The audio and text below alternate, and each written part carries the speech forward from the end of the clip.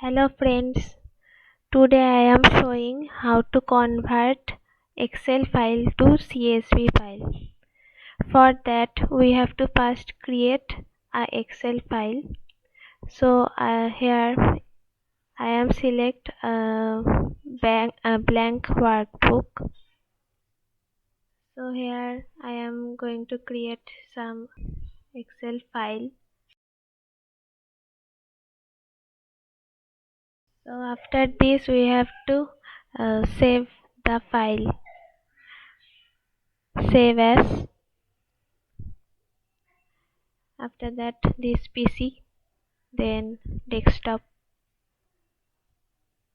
Here we can save this file as a AV, and here we have to select the file type. Here we have to select CSV, comma delimited.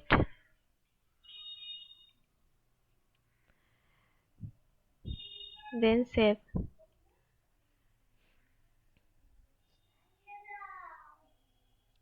We have saved this file. We have to go to desktop. Here we can see this file we have created. Then right click on the file,